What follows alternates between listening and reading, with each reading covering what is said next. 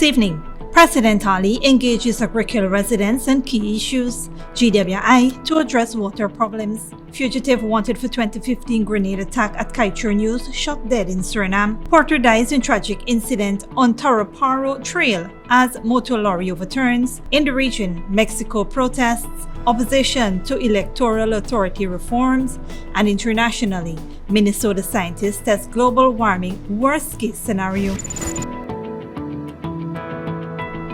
Welcome to this broadcast of Channel 2's Headline News Update. I am Bibi Bacchus. Thank you for joining us.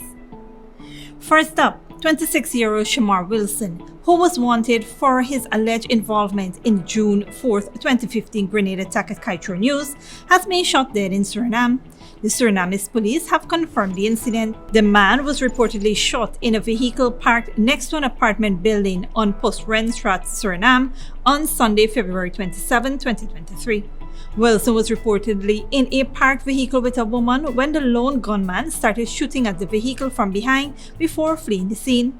Wilson was killed on the spot after bullets struck him in the head, chest, abdomen, arms, and legs. The Surinamese police have since taken the woman into custody as they investigate Wilson's killing.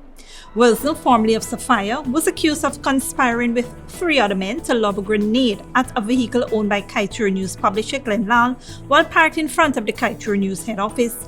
The grenade did not explode, but the sound of it dropping alerted security guards. 2 of the men were captured by police and presented before the High Court for the trial, but Wilson remained a fugitive. The Surinamese police have not disclosed any further information about the motive for the shooting or the identity of the gunman. Investigations are ongoing, and we will bring you more information as soon as we receive it.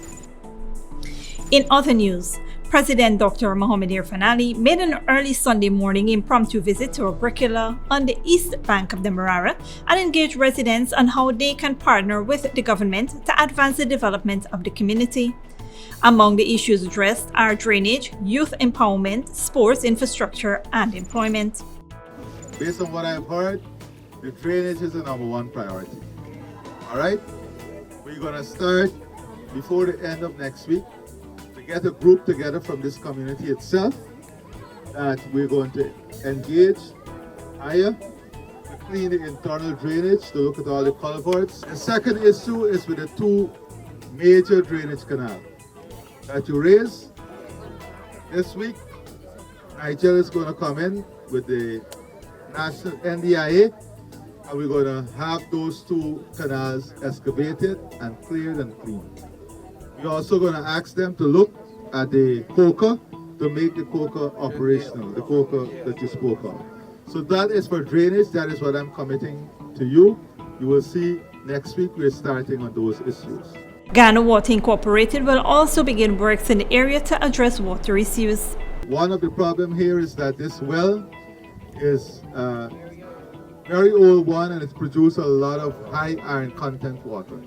They're going to come in, they're going to flush the system, and they're going to see what they can do.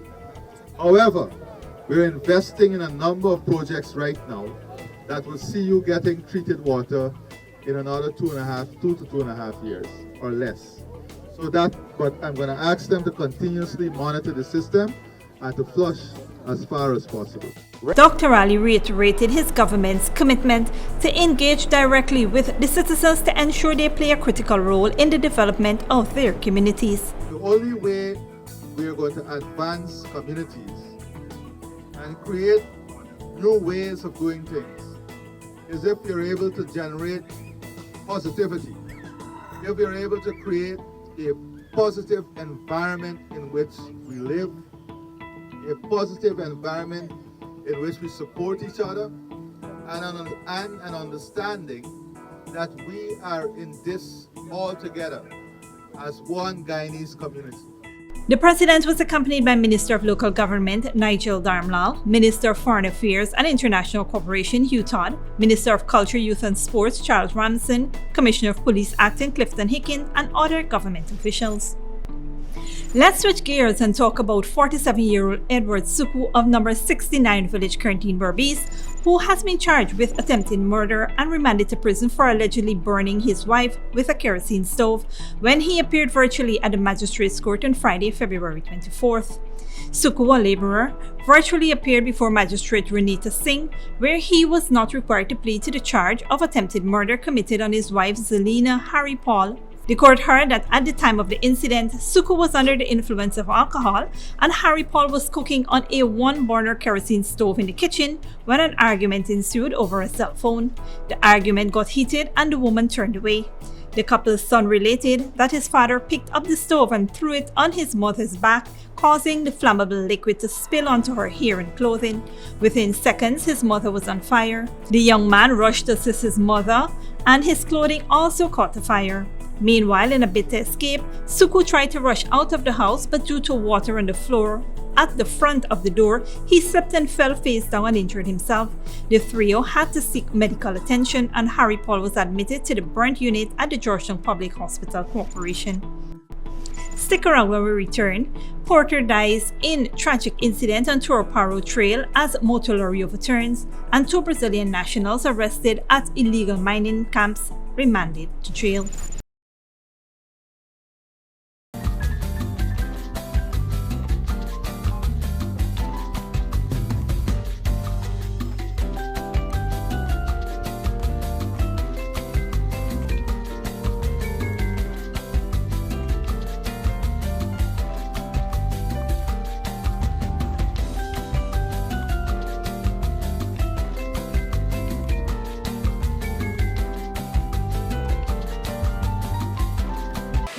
Furnishing your home or office has never been easier. Here at Kissoon's, our inventory of locally made and imported furniture, offered at amazing prices, will leave you wanting more. From vinyl, floor rugs and carpets, bedroom, dining and living room sets, mattresses, pillows, office desk, chairs and filing cabinets, outdoor benches and tables. We have a piece of furniture for every room imaginable in your home or office. Check out our flagship store at Industrial Site Rijnveld or one of our branches in New Amsterdam, Port Morant, Riverton and Camp Street. Kissoon's Furniture, furnishing homes for over 50 years.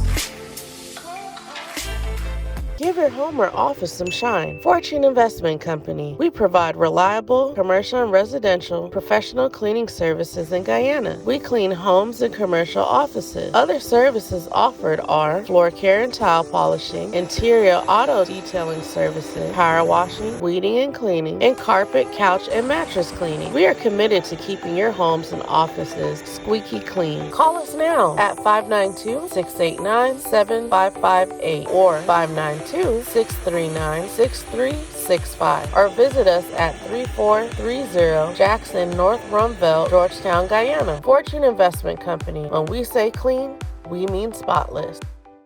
Good girl forget things. What's the problem, Granny? I want money for borrow for those surgery. I was dancing and I fall and fracture my hip. If you need some quick money, you should check Lender's Jewelry and Pawn Shop. Lender's Jewelry and Pawn Shop, Lot 238 South Road Border, Georgetown. Get jewelry made to order in just 72 hours. We also accept vehicles. Lender's, best rates, longest payback period. Boys, I get through. Plus, I could dance again. Lender's Jewelry and Pawn Shop. When you need money and you gotta get it fast, Creative Jewelry and Pawn Shop is the place for that confidential transaction in a quiet and secure location. You'll get the highest value per pennyweight for your gold and also enjoy the lowest interest rates and longest payback period too. Yes, for that instant transaction to solve a pressing financial problem. That Creative Jewelry and Pawn Shop, 46 Boyle Place, that's between the Ministry of Housing on Brick Dam and White Castle Fish Shop. Be your first and only choice. Creative Jewelry and Pawn Shop, safe and sound, solid and secure, always there for you. Telephone 231-7878 and 223-8955. Sooner or later you will have another power failure. Are you prepared for the next blackout? Some essential equipment such as security cameras, lights, internet, gate motors, and water pumps may stop working. How can you prevent the next blackout? InverterTech has an affordable solution for you. A strong UPS system which uses the latest inverter and solar battery technology to prevent blackout. We smartly calculate your average power demand so you don't spend more than you need to. Call 223-2233 for more information. Welcome back. The two Brazilian nationals who were allegedly found at illegal mining sites at the New River Triangle, South Rupununi Region 9 last week were charged earlier today and remanded to jail. Brazilian pilot Alexandre Felix has been remanded to prison after pleading not guilty to 3 aviation charges. Felix allegedly landed a helicopter near an illegal mining pit in Alshalton, Rupununi on February 20th. His charges include operating a civilian aircraft without an airworthiness certificate or insurance and modifying the fuel tank to refuel during flight. He was also charged with entering Guyana by air at Alshalton and disembarking without the consent of an immigration officer. During his court appearance, Felix spoke through a Guyanese Defense Force interpreter and insisted that he was innocent of all charges. His trial has been scheduled for March 16th and 17th, and Lieutenant Magistrate Alan Wilson has ordered that all 7 prosecution witnesses be present. Felix's defense attorney, Kizia Hines, argued for bail, saying that her client has never missed a court appearance in Guyana or Brazil and will appear whenever required. However, Prosecutor Assistant Superintendent Pindar Whitaker objected to bail, citing the seriousness of the charges and the fact that Felix is a foreign national with no ties to Guyana. The magistrate upheld the prosecutor's objection and remanded Felix to prison until his trial. Also, Brazilian gold miner Ricardo Brax Silva was also charged with entering Guyana and disembarking without the consent of an immigration officer. He pleaded not guilty and was also remanded to prison until March 16, 2023. Silva was unrepresented in court. In other news, a tragic incident on the Toroparo Trail, Kaieteur, Mazaruni, resulted in the death of a 37-year-old porter, Troy Alexander Davis, on Sunday, February 26. According to police ranks in Regional Division 7, a motor lorry driven by 43-year-old Herbert Bihari of West Coast Berbice was descending a hill along the northern side of the Toroparo Hill when it lost control and turned over several times. The driver, Bihari, was flung out of the vehicle and received injuries on his body. However, Davis was pinned under the lorry and sustained fatal injuries. Despite efforts by public-spirited persons to rush Davis to the Papi Show landing, he was pronounced dead on arrival. The motor lorry driver, Bihari, was taken into custody and is assisting with the ongoing investigations.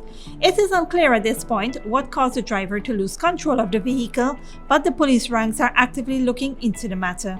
A post-mortem examination will be conducted on Davis's body to determine the exact cause of death. Moving on, ranks of the Guyana Police Force earlier today conducted a cordon and search exercise on the home of a fisherman of Good Hope squatting area, East Coast Demerara, for drugs, ammunition, and wanted person. On arrival, the fisherman was contacted and a search was carried out on his home. During the search, police found several leaves, seeds, and stems suspected to be cannabis on his bed. The fisherman was arrested and cautioned and escorted to the Suriname police station along with the suspected narcotics, which, when weighed, amounted to 27 grams. He is in custody pending charges.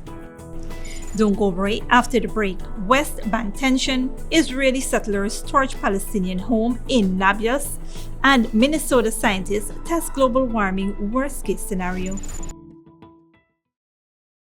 Sooner or later you will have another power failure. Are you prepared for the next blackout? Some essential equipment such as security cameras, lights, internet, gate motors, and water pumps may stop working.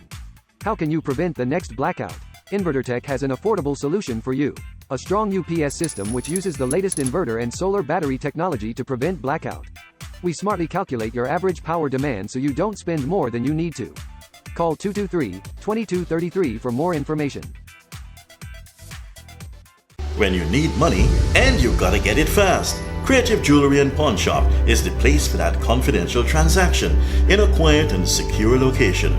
You'll get the highest value per pennyweight for your gold and also enjoy the lowest interest rates and longest payback period too. Yes, for that instant transaction to solve a pressing financial problem. That Creative Jewelry and Pawn Shop, 4-6 Boyle Place, that's between the Ministry of Housing on Brick Dam and White Castle Fish Shop, be your first and only choice. Creative Jewelry and Pawn Shop, safe and sound, solid and secure, always there for you. Telephone 231-7878 and 223-8955. Furnishing your home or office has never been easier. Here at Kissoon's, our inventory of locally made and imported furniture, offered at amazing prices, will leave you wanting more. From vinyl, floor rugs and carpets, bedroom, dining and living room sets, mattresses, pillows, office desk, chairs and filing cabinets, outdoor benches and tables. We have a piece of furniture for every room imaginable in your home or office. Check out our flagship store at Industrial Site Rijnveld or one of our branches in New Amsterdam, Port Morant, Riverton and Camp Street. Kissoon's Furniture, furnishing homes for over 50 years. Good girl forget things.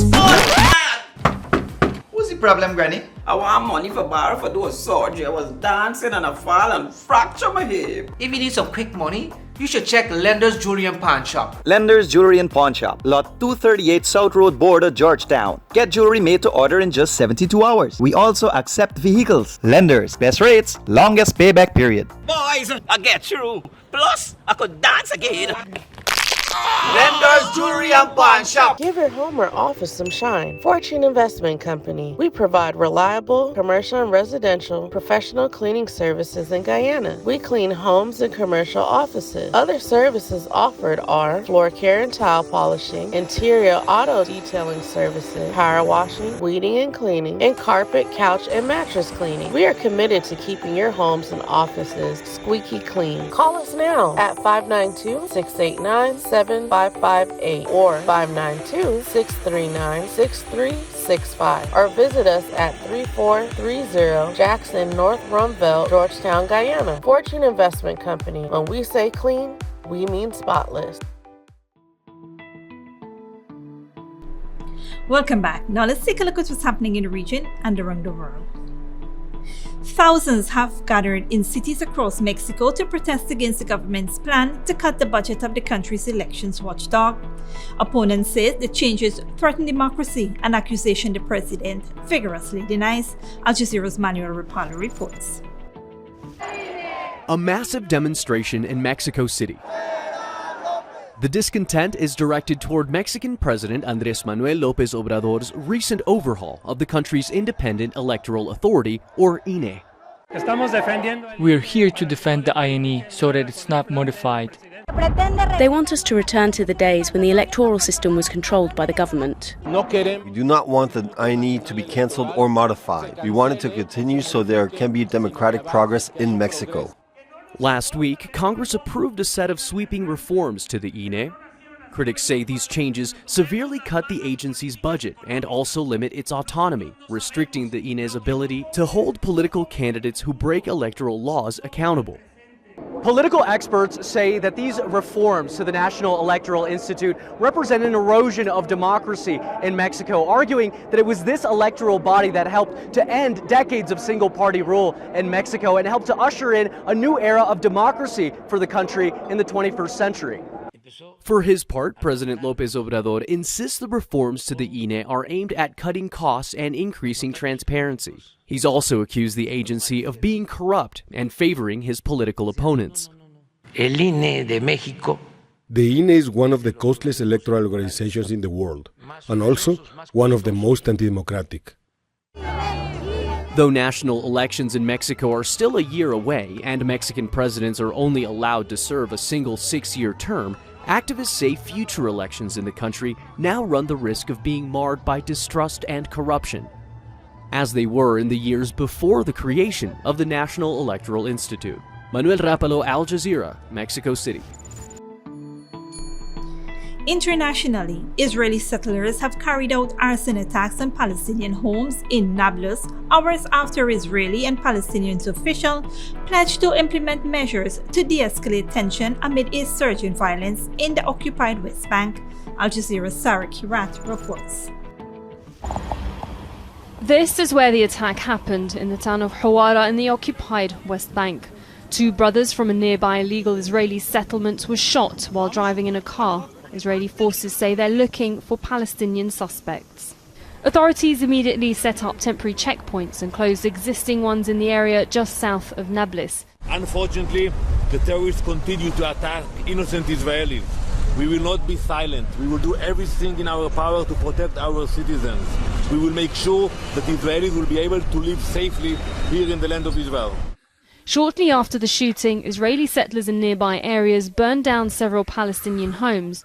Many have been injured since. Israel's new far-right government has approved the expansion of thousands of new illegal settler homes, it says, in response to this year's attacks. Sunday's shooting happened while a US brokered meeting was being held in Jordan between Israel and the Palestinian Authority, along with Egypt and Jordanian officials. It concluded with their commitment to de-escalating tensions by preserving the status quo at Al-Aqsa Mosque compound, and both sides stopping one-sided measures for several months, including Israel's building of new illegal settlements in the occupied West Bank. But just hours later, Israeli Prime Minister Benjamin Netanyahu denied the freezing of any settlement construction. During Sunday's cabinet meeting, Israeli leaders promised to fast-track a bill that will allow the courts to impose the death penalty for offences including attacks on Israelis. One of many expedited measures being brought in by Israel's far-right government that is showing no sign of working towards a two-state solution with the Palestinians. Sarah Khairat, Al Jazeera, West Jerusalem. And finally, one of the largest climate change experiments on the planet is underway in Minnesota. Researchers in the US are trying to globally understand how it will affect the region's nature and wildlife. Al Jazeera's John Hendren reports. Deep in northern Minnesota's snow-covered Chippewa National Forest, there is a kind of time machine. Stephen Sebastian's job is to peer into the future. It really is a world-class research facility for understanding the effects of what we expect to happen in the future. Within the forest lies a plot of government land called the Marcel Experimental Forest, where the U.S. Forest Service and Argonne National Laboratories have built 10 silo-like structures. Inside, researchers raise the temperature from 0 to 9 degrees Celsius to simulate different levels of global warming. Half the chambers also add varying levels of carbon monoxide to mimic expected future increases of the greenhouse gas from human activity. Then they watch what happens. It's not encouraging. The trees are not doing as well as they're doing in the unwarmed enclosures. Some of them are actually dying from the conditions. They're too harsh for those trees to continue to grow. That's not just bad for the trees. Minnesota lies at the southern end of a peat belt that stretches into the Arctic, its frozen cover trapping 12,000 years of plant buildup since the glaciers have melted. Peat is this like spongy, awesome soil substance that can be thousands of years old, slowly decomposing, or as we think about like climate change, basically storing carbon. Storing that carbon is an important job. This ground is covered in peat, plant material that goes down for meters. Peat covers about 3% of the world's land surface, but it stores a third to half of the soil carbon in the world. So as temperatures go up, it goes from being a storer of carbon to a releaser. And that just makes the world hotter faster. Inside the enclosures, it's already happening. We are seeing essentially the worst case scenario. We're seeing what we expected, but it's real. You do a little bit of warming and it starts to destabilize the system.